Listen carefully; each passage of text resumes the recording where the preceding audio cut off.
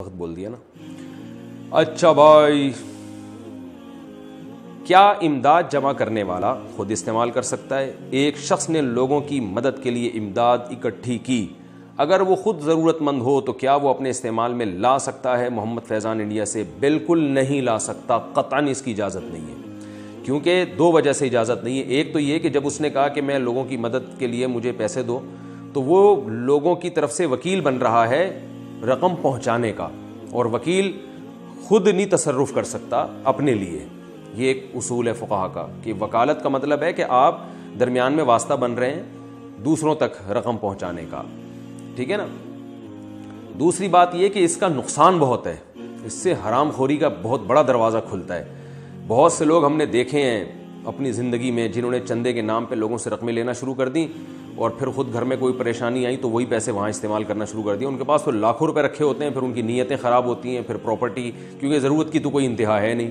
پھر انسان کہتا ہے یار میرے اتنے بچے ہیں تو میں ایک ایک پراپرٹی تو سب کے لیے لوں. اور ایسے کیسز بھی میرے سامنے آئے ہیں کہ جی وہ چندہ وندہ اکٹھا کیا تو چونکہ میرے تو بچے بھی ہیں, میری تو پراپرٹی بھی ہے, سوری مجھے ایک ایک بچے کے لیے پراپرٹی لینی ہے, اور میں مر گیا تو ان بچوں کا کیا ہوگا, تو جناب سب کے لیے پلاٹ بھی آ رہے ہیں انہی زکوٰۃ کے پیسوں سے. تو یہ بہت بڑا عذاب ہے. اس لیے ایک روپیہ بھی, ایک دھیلا بھی اس شخص کے لیے استعمال کرنا بالکل حرام ہے, ناجائز ہے, جس نے لوگوں کے لیے چندہ جمع کیا ہو. بلکہ اس کو بعض لوگ یہ بھی کہتے ہیں کہ بھائی ہمیں جس نے چندہ دیا نا اس نے کہا تھا آپ جہاں چاہیں استعمال کریں, تو جہاں چاہیں میں تو آ گیا نا, میں خود بھی استعمال کر سکتا ہوں. تو یہ بھی غلط ہے. جب کوئی چندہ دے رہا ہے آپ کو تو اس کا, جب وہ کہتے ہیں نا جہاں چاہیں, تو اس کا مطلب ہوتا ہے مستحقین میں جہاں چاہیں, اور آپ اس میں شامل نہیں ہیں. یہ طے شدہ بات ہے. اس کی سب سے بڑی دلیل یہ ہے کہ آپ اس کو بول کے دیکھیں, اچھا ٹھیک ہے جہاں چاہیں کا مطلب میں خود بھی استعمال کر لوں. وہ کہے گا نہیں آپ کیوں استعمال کریں گے. اور اگر وہ کہتے ہیں نا آپ بھی استعمال کر لیں, تو پھر اسے یہ بولیں اچھا میں اسے پلاٹ خرید لوں, تو دیکھیں وہ تھپڑ لگائے گا کھینچ کے. تو وہ اگرچہ وہ 100 دفعہ یہ کہہ دے کہ جہاں چاہیں استعمال کریں, آپ کو کلی اختیار ہے, پھر بھی آپ اپنی جیب میں نہیں ڈال سکتے, خود استعمال نہیں کر سکتے. یہ خوب اچھی طرح ذہن میں رکھیں. آج کل یہ بھی دھندا لوگوں نے شروع کیا ہوا ہے پیسے کمانے کا. تو ہاں اگر وہ آپ سے آ کے کہتا ہے جہاں چاہیں استعمال کروں, پھر آپ اسے صراحتاً پوچھیں کہ حضرت اگر میں خود رکھ لوں تو اجازت ہے؟ تو اگر وہ کہتے ہیں ہاں خود بھی رکھ سکتے ہیں, تو پھر آپ رکھ سکتے ہیں. لیکن اس بارے میں میں دینے والوں کو ایک بات کہتا ہوں کہ جب آپ کسی کو پیسے دیں, میں اپنا عمل بتاتا ہوں. مجھے بعض دفعہ لوگ کہتے ہیں کہ مفتی صاحب یہ پیسے ہیں, یہ راشن کے لیے آپ نے اعلان کیا تھا, یا کوئی غریب مسکین کو آپ دینا چاہیں تو یہ فار ایگزامپل 10,000 کی مثال دیتا ہوں میں, یہ 10,000 روپے میں ہم نے آپ کو دے دیے, آپ جہاں چاہیں استعمال کریں. اور بعض وہ کہتے ہیں آپ خود بھی استعمال کر سکتے ہیں, تو میں فوراً وہ رقم ان کو واپس کرتا ہوں.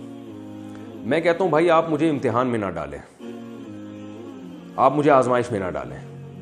آپ نے مجھے پیسے دیے, آپ نے مجھے اختیار دے دیا کہ چاہے تو خود استعمال کر رہے ہیں تو غریب کو دیں.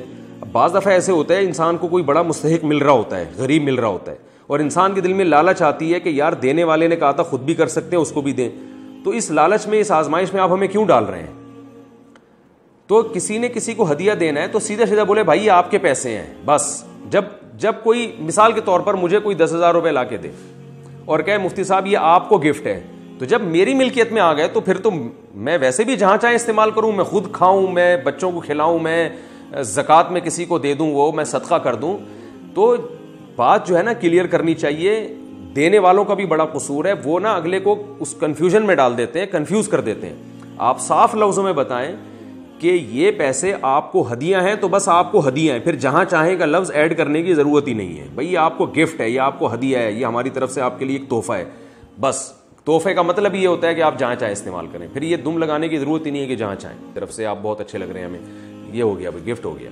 اور اگر آپ نے اس کو یہ کہنا ہے کہ یعنی گفٹ نہیں دے رہے, تو پھر سیدھا سیدھا بولیں کہ بھئی یہ پیسے آپ کسی بھی مستحق کو دے سکتے ہیں.